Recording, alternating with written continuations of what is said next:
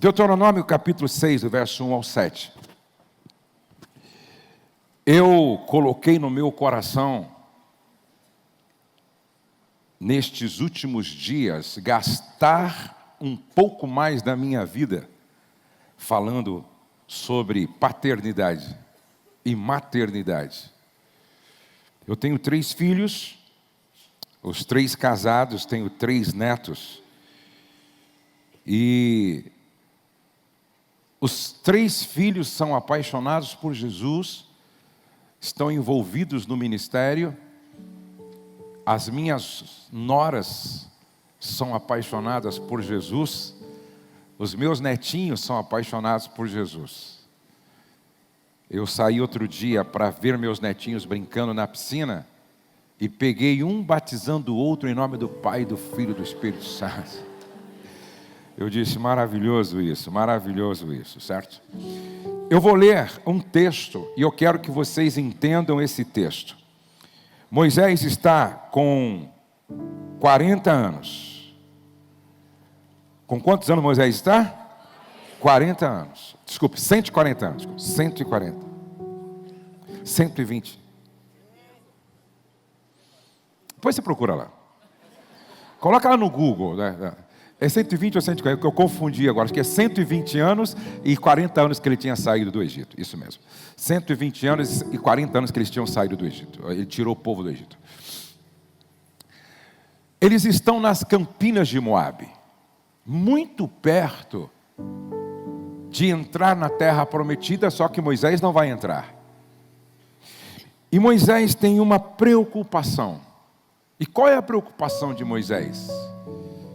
Fazer com que aqueles pais, filhos dos pais que saíram do Egito, mas que já tinham morrido, fossem melhores do que os seus pais. Então veja o que Moisés escreve. É o maior sermão de Moisés, Deuteronômio, que significa a repetição das leis. Estes, pois, são os mandamentos, os estatutos e os juízos que mandou o Senhor teu Deus, se te ensinassem para que os cumprisse na terra a que passas para possuir. Para que temas ao Senhor. Para que temas o Senhor teu Deus e guarde todos os seus estatutos e mandamentos que eu te ordeno.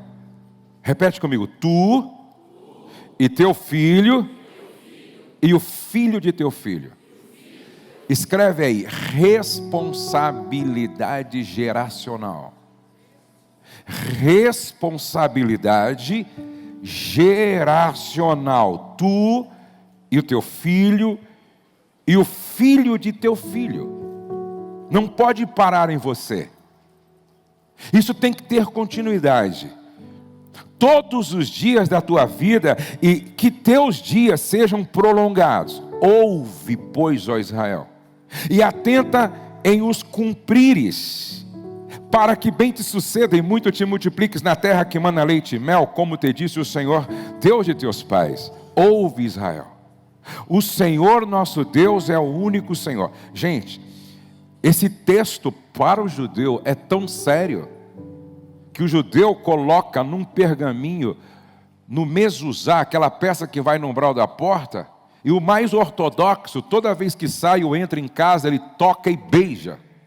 Esse é um texto áureo para o judeu. É uma declaração de fé. Amarás, pois, o Senhor teu Deus de todo o teu coração, de toda a tua alma, de toda a tua força. E estas palavras que hoje te ordeno, estarão no teu coração.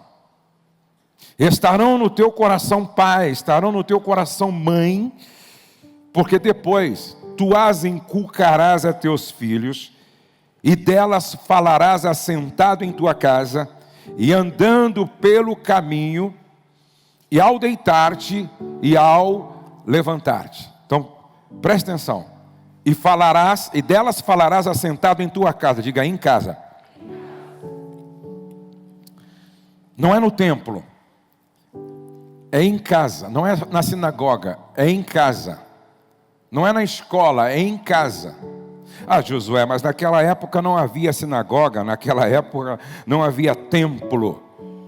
Mas, exatamente porque não havia, Deus nunca disse que prioritariamente a educação aconteceria no templo, na sinagoga, na escola. Até porque a primeira escola dos nossos filhos é o lar. O primeiro centro educacional dos nossos filhos é o lar, é em casa. A igreja apoia, a igreja ajuda, a igreja dá um suporte. Quando a escola, também uma escola por princípios, ajuda, coopera. Estou falando em educação bíblica, teológica, religiosa. Mas Moisés disse, é na tua casa. E também não é na casa do vizinho. E nem do pastor. É em casa. E delas falarás assentado em tua casa, e andando pelo caminho, e ao deitar-te, e ao levantar-te. Eu vejo nesse texto aqui uma intencionalidade. Por isso, coloca aí por favor, Rose. Pais, sejam intencionais em tudo na vida dos filhos. Sejam intencionais em tudo na vida dos filhos.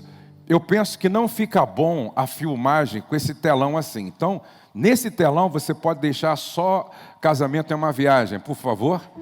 E deixa só a projeção do esboço nos lados, ok?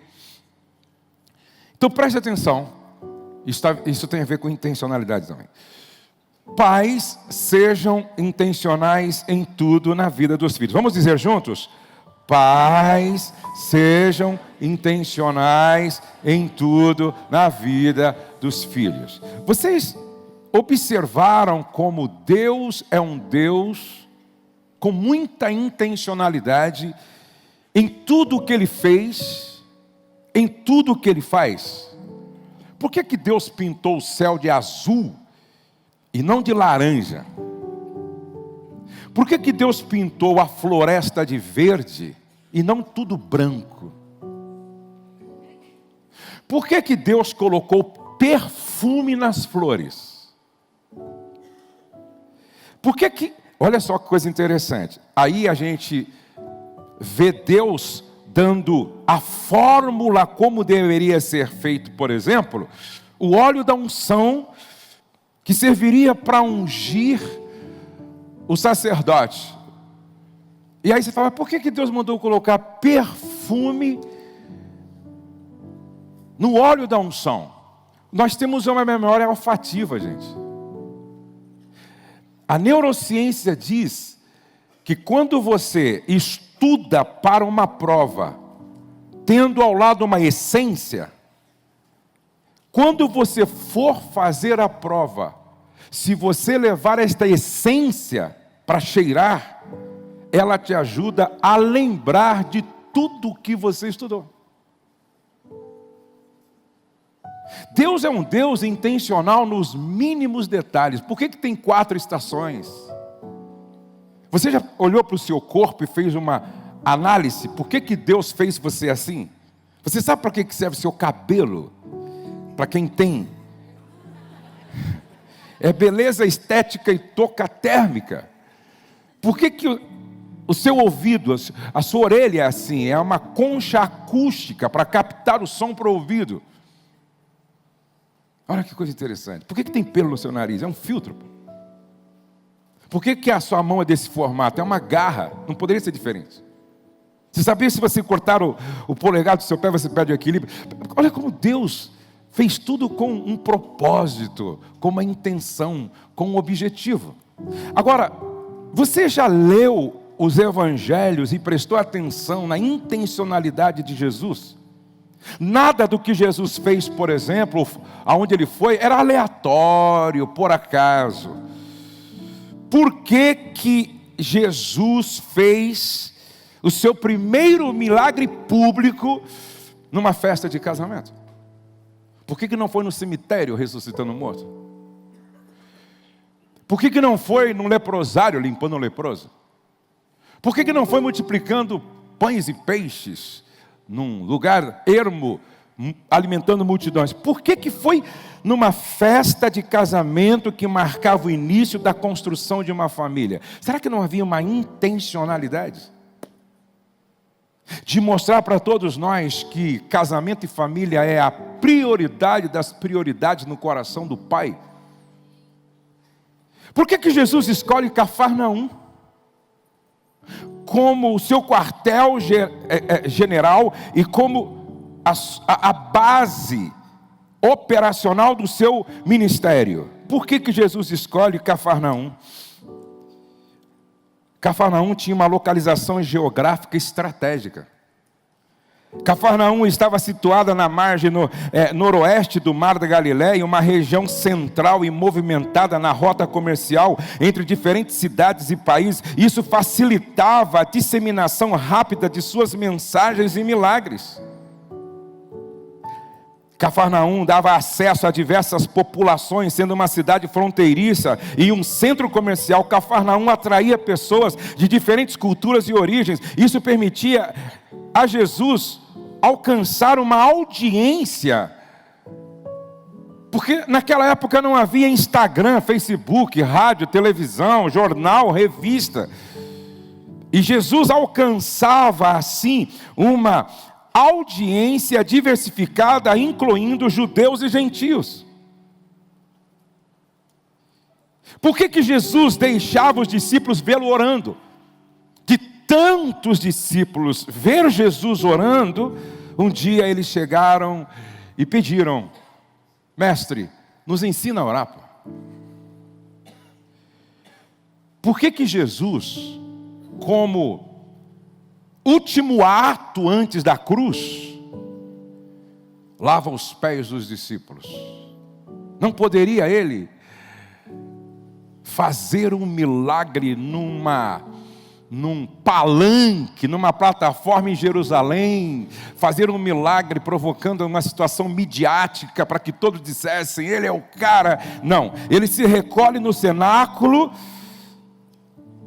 e ele assume a condição do escravo mais barato da casa, e ele começa a lavar os pés dos discípulos intencionalmente, e no final ele ainda pergunta: ei, vocês entenderam qual foi a minha intenção em lavar os seus pés, sendo Senhor e Mestre? Por que Jesus se hospedou na casa de Zaqueu, o publicano? Ele chegou em Betânia 4 dias depois que Lázaro, seu amigo, tinha morrido. Por quê? Por que ele não chegou antes? Nada do que Jesus fez sem que houvesse por trás uma intencionalidade. A pergunta é: se Deus é intencional, se Jesus foi intencional, você já prestou atenção na intencionalidade de Paulo? Quando você ler as cartas de Paulo, preste atenção em como ele começa cada carta.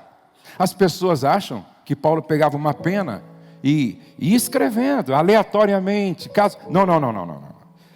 Quando Paulo escreve assim, Paulo, apóstolo de Jesus Cristo, segundo a vontade de Deus, sabe o que ele estava fazendo? Intencionalmente afirmando o seu apostolado em um lugar onde o seu apostolado era questionado. Gente, me impressiona a carta de Paulo a Filemão. Por não conhecer às vezes a história, a geografia, a realidade cultural daquele tempo, as pessoas leem a carta de Paulo a Filemão e acham que é uma carta comum, normal. Não, gente. Para mim é a carta mais inteligente e estrategicamente falando de Paulo. Por quê? Porque Onésimo era um escravo, ladrão, fugitivo, que por uma cristocidência lá em Roma encontrou Paulo.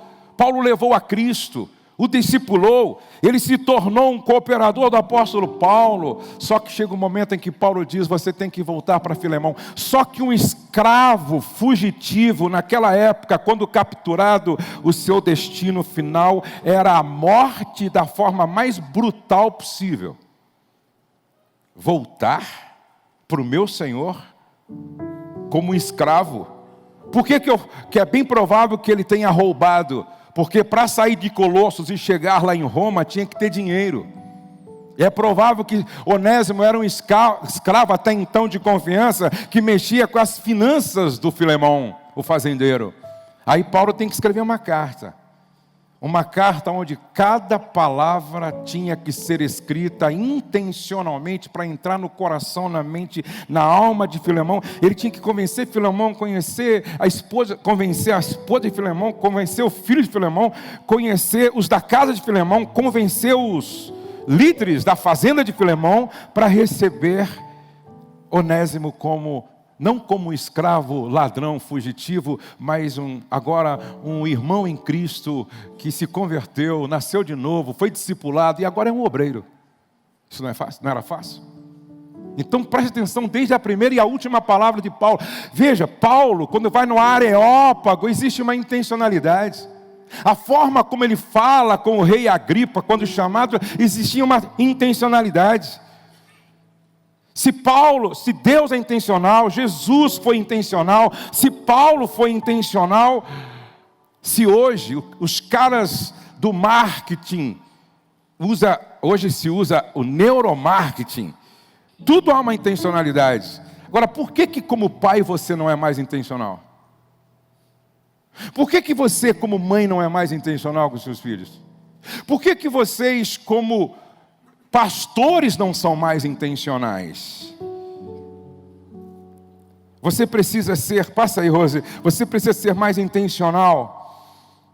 Primeiro, para aí. Seja intencional na sua devoção.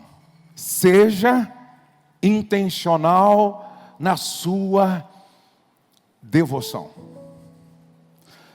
Ore ajoelhado na beira da cama com a porta aberta, para que intencionalmente seus filhos vejam.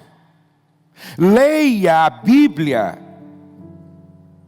na cozinha, na sala, para que seus filhos vejam.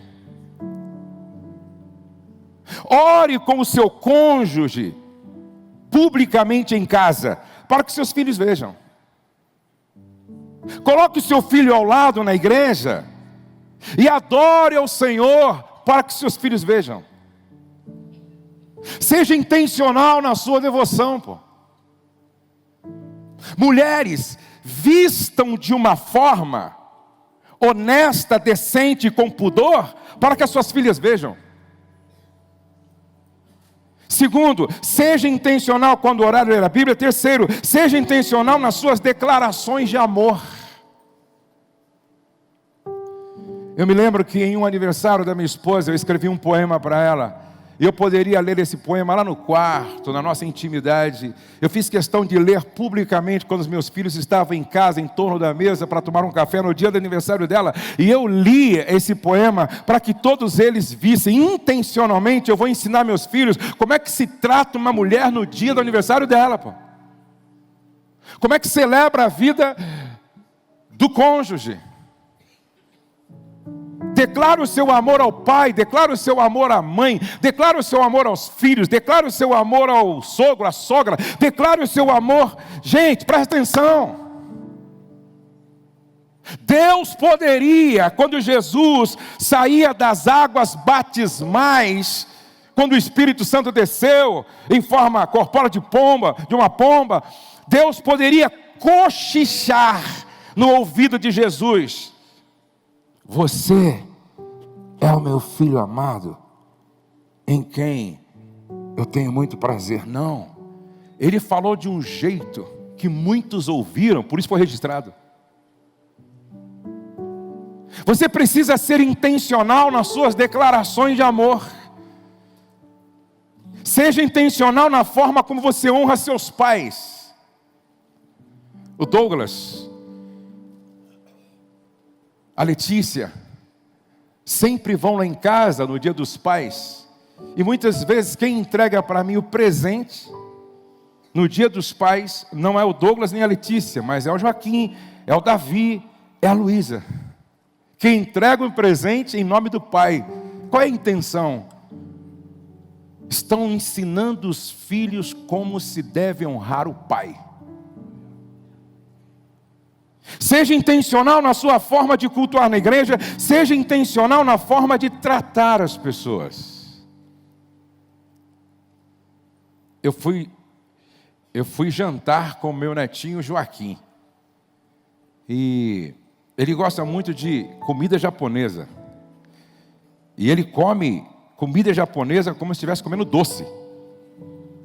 Ele já chega assim, ele tem 10 aninhos, né?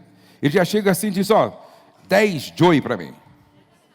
E diz, eu quero um temaki com bastante arroz e pouco salmão. E aí eu fiquei observando o Joaquim. A mulher fazia alguma coisa, obrigado. Outro, obrigado.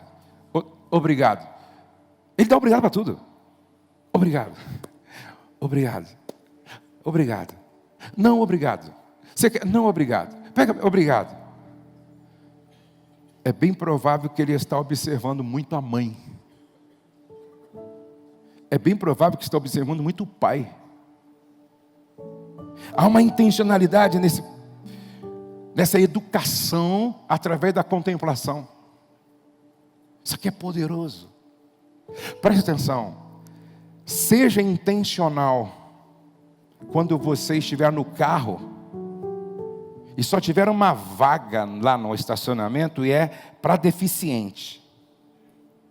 Isso aconteceu comigo. Pedrinho estava no carro, só tinha uma vaga para deficiente e a outra era muito longe num shopping. Eu pensei, se eu parar nessa vaga, eu vou estar ensinando o que para o meu filho Pedro? Eu vou estar ensinando ele a não ser ético, a não ser honesto, a não ser justo, a não ser reto? Eu disse, eu vou lá embaixo. Um dia eu lamentei, porque eu estava com um pastor, e ele estacionou na vaga do deficiente. Eu disse, pastor, o senhor tem certeza que o senhor vai deixar o seu carro aqui? Então sai mancando do carro, pelo menos.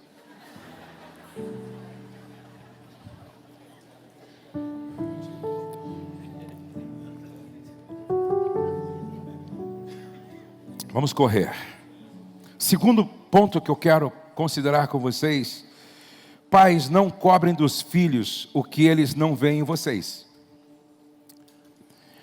Eu sempre uso o Salmo 23 para falar do pai como pastor.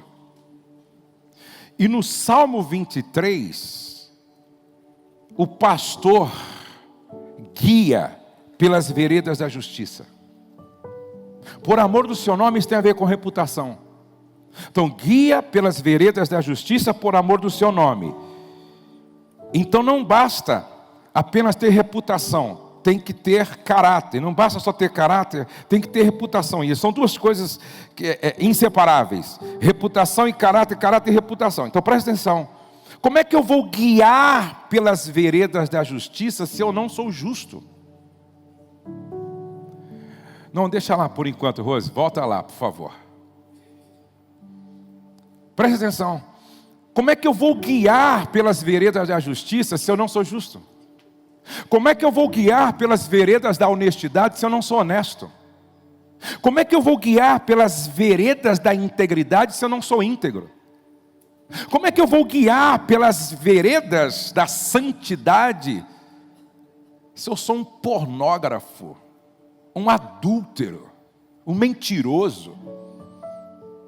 Como é que eu vou guiar pelas veredas da justiça se o que os meus filhos veem em mim não tem nada a ver com justo? Guia-me pelas veredas da justiça. Preste atenção.